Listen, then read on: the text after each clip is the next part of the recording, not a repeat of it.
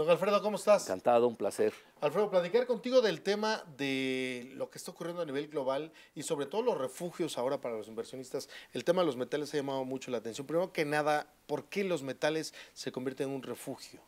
Bueno, primero que nada es una alta volatilidad en el mundo, no se entienden las señales. Yo diría que es una vorágine. Entonces, un día ves que hay una cotización que no tiene nada que ver con la realidad del petróleo, que se ha desplomado 70%, el superdólar con una economía que no crece, muy mediocre de Estados Unidos, pero guste o disguste, el superdólar es la moneda mejor cotizada en el planeta, ha apabullado al euro, incluso al yuan, lo ha empujado al yuan chino, Sí. lo ha empujado a devaluarse, y todas las divisas de los mercados emergentes, lo cual no excluye al peso mexicano. Porque Claro. eso es un torrente de flujos. No vas a decir, oye, en este torrente ahí va el peso mexicano. Son flujos que están yendo hacia Wall Street a tapar su agujero negro. En un momento que eso no se ha manejado mucho, hay grave crisis de los megabancos de Wall Street, Sí. curiosamente. Entonces, ¿qué sucede ante esta gran volatilidad? Pues hay gente que se va al dólar, hay gentes que no creen en el dólar. Entonces, ¿a dónde me voy? Pues a los metales. Y además que los metales estaban muy bajos. Si tú te das cuenta, se habían desplomado, y en lo que va más o menos desde el otoño, en lo que va del otoño, el oro solo, para seguirle la pista, subió 30%, lo cual es descomunal. Lo que pasa es que había bajado mucho. 30% es enorme. La plata en general. Entonces, mira, yo incluso le iría más a la plata que al oro. Te voy a decir por qué. Porque el oro lo tienes que comprar en lingotes o en ETFs, papel, ¿no? Okay. Y es mucho, tienes que comprar grandes cantidades. Mientras que la plata lo compras al menudeo. Es más para los pobres como nosotros la plata. Es lo más aconsejable ahora.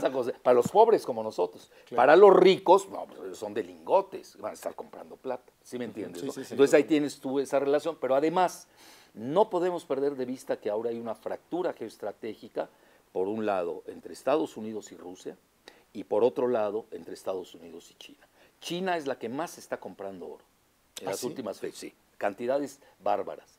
Y otra situación, no perdamos de vista que Rusia es el mayor ya productor de oro del mundo. Y hay una situación en la que están pensando Rusia y China crear un nuevo patrón oro de ellos para contrarrestar al dólar. Estamos hablando de una guerra financiera. Es decir, esto está dentro de un contexto global muy complejo, de mucha incertidumbre, y vemos entonces que esto va a seguir, esta parte también se verá aumentando el oro, se verá la plata también a la alza. En el último mes ha subido 17%. Mira, aquí lo que pasa, no habíamos visto la coincidencia de tantos factores. Por ejemplo, cuando se da la crisis de las divisas, que es la clásica, que se entre en aquel entonces, entre el dólar, el marco alemán, todavía no existía el euro, y el yen japonés, se dan los acuerdos de Plaza, ¿te acuerdas del Hotel Plaza? Bueno, ahí ya se ponen de acuerdo, tú devalúas tanto, hoy no hay tales acuerdos. Y hoy sumas la incertidumbre geopolítica que no existía en la década de los 70 del siglo pasado. Entonces aquí son muchos factores, tienes no solamente la discordancia entre Estados Unidos con Rusia y China, sino que además tienes una guerra regional de gran envergadura en el Medio Oriente, que es productor de petróleo. Y además hay una guerra de Arabia Saudita contra el shale gas, contra el gas esquisto. Por eso ellos inundaron el mercado precisamente para sacar a los productores estadounidenses del gas esquisto, que tú sabes no pueden producir arriba de $60 el barril, y hoy está pues 30, 35, pues los quiebras, no aguantan. En el suelo. Y ahora, ¿qué sucedió? Vino un acuerdo entre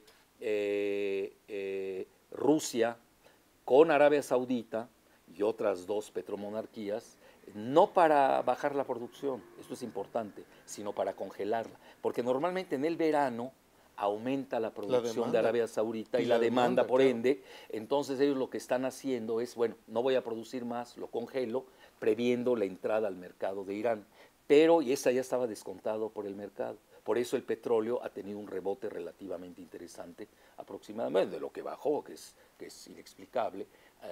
Hay mucha especulación, hay muchos datos al respecto. Morgan Stanley encabeza la especulación para bajar al precio del petróleo porque Estados Unidos le favorece. Entonces, ¿qué Claro. sucede? En estos momentos ha tenido un rebote el petróleo de alrededor 20%. Entonces, terminamos con el tema del petróleo. ¿Lo veremos oscilar entonces entre los 30 a 35 dólares, Alfredo? Mira, te voy a contestar como todo en relación a lo demás.